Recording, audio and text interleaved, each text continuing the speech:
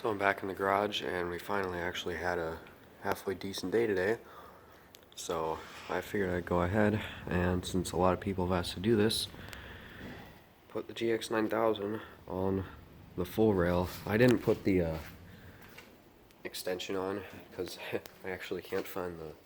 Well, I have the bolts for them, but I don't know where I put the nuts for them, so... Oops. But, yeah, so this thing was kind of annoying to get together. So, basically, I got this thing, put the rail all together, put accessories on it, plugged it in, it ran up just fine, and then on the way down, it decides that it only wants to move a few inches at a time. So, the problem ended up being with the, well, I took apart the clutch again, got the grease off that somehow got in there, and that didn't work. It ended up being the reluctor, which is basically the RPM sensor. I had to adjust that in a little bit, bring it a little bit closer to the wheel so that it would pick it up. So yeah, that's slightly annoying, but it works now, which is nice. This isn't its original trolley. I just already had that on the rail, which, yeah, there's a lot of grease on this thing. So yeah, nice machine. I'll show you the wall button. Oh, by the way, hooked up the sensors, but this is the wall button I have hooked up, which I don't believe I've shown this yet. It is 4-wire. Yeah, it's on the back, cover's on upside down. This is the one that you there's this back piece that snaps off that you screw this to the wall first. But anyway, so yeah, now this is fully working. You can see that the light button works, and the lock actually does work on it.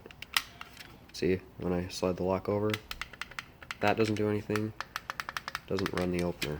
Now, this is the only one of these wall buttons that I saw a few of them in the dumpster. This is the one that I actually took. Now, other than that, I have not seen any of these on eBay, on YouTube, anywhere. Someone out there might have one of these. If you do, let me know. But I never knew that they actually had these with black buttons. There is a version of this that has the gray buttons, just like the GT90 remotes. And then there's also one that says Medallion on it.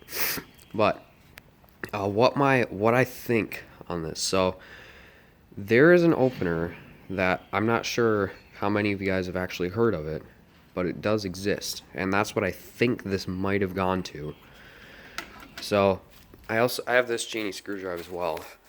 So this one has a coupler, so it does not have a clutch, and this one is IntelliCode.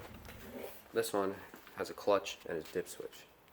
There's an opener that is the exact same build as this. It's got a coupler, no clutch, with an RPM sensor inside, but it's dip switch.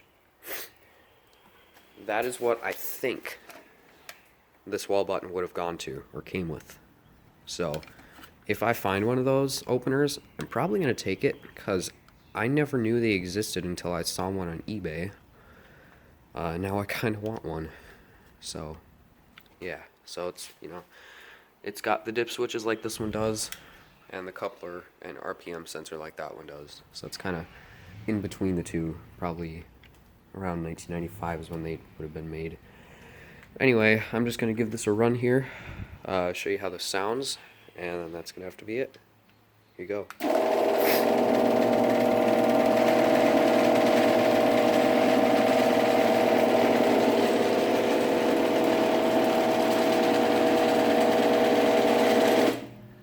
Yeah, it's a little bit quieter than the 8550.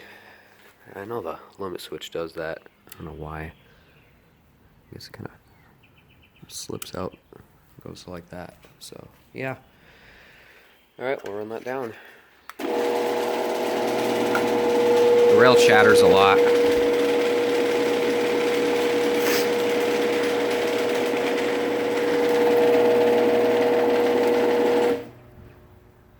So yeah, that's the GX9000.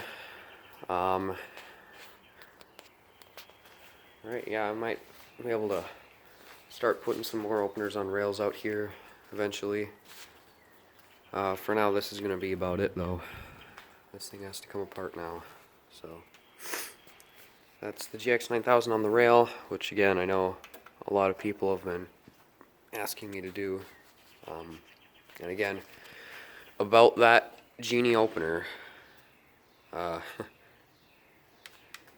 if anybody sees one of those, I would take it, because I would assume that they're fairly rare. I would assume actually this wall button as well is pretty rare, because again, I never knew they had these with black buttons on them. But anyway, that's gonna do it.